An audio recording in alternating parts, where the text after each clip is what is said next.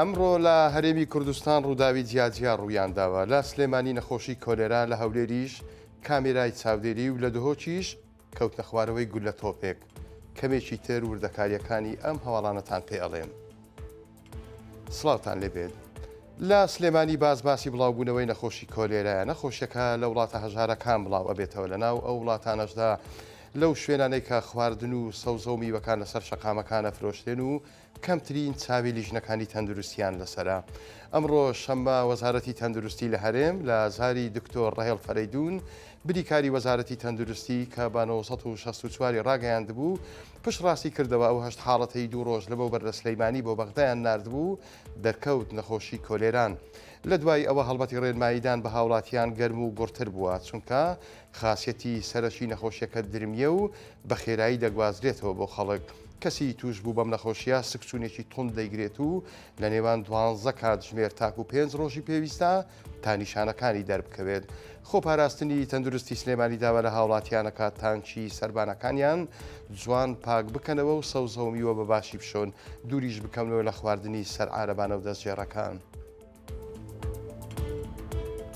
لە هەولێر سەرنجی زیاتر خراوەتە سەردۆخی هاتوچۆ بۆ ئەمەش بەڕێوەبەراتی هاتوچۆ لە دوێنێشەوەوە ئەو کامێرایانەی وەگەڕ خست کە چاودێری تیژڕەوی شۆفێران ئەکەن. ژمارەی کامێرا دانراوە نوێیەکان لە هەولێر 33 دانن زۆرترین ژمارەی لەناو سەنتەری پارێزگاکان و پارێزگاکە و تەنیا دوو دانیان لە شەقڵاوە ناحیەی دێگەڵە دانراون. لەناو سەنتەری هەولێر لە سەر 12 شەقامی سەرەکی جیاواز کامێراکان جێگیر کراون لەوانەش زۆرترین کامێرا لەسەر شەقامی 6 مەتری کەبریتین لە 8 کامێرا و شەقامی 100 مەتریش 7 کامێرای نوێی لێدانراوە. لە ڕۆژی چواردەی ئەم مانگۆ کامێرە نوێیەکان بە شێوەیەکی ستونیان وەرگرتووە بە شێوەیەکی ئەزمموی کاریان پێکراوە و ماوەی 9 ڕۆژیش تاقی کرامنەتەوە.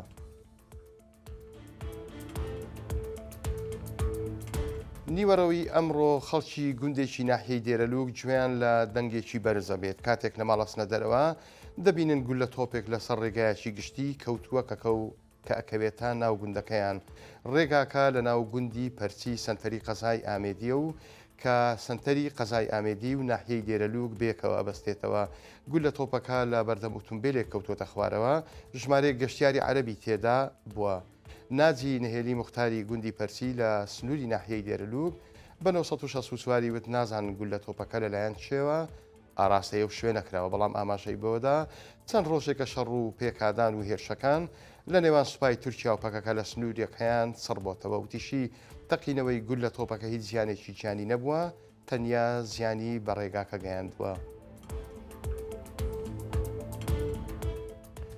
گوندنشینەیەک لە سنووری قەزای خورمات و خەمی ئاژەڵ و باڵندە چێویەکانی سنوورەکەی لە کۆڵناوە بۆ ئەوەی کێشە و گرفتی تێنوێتیان نەمێنێت لەسەر ئەرکی خۆی پۆندێکی ئاوی لە گوندەکەی بۆ دروستکردوون.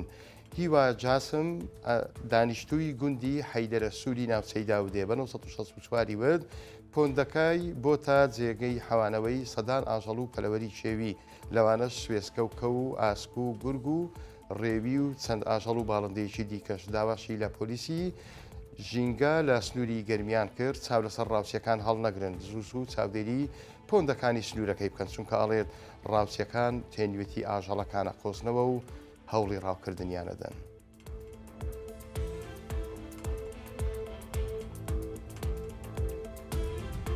کاتێکی خۆش بۆ هەموو لایەکتان و خواتان لەگەڵ.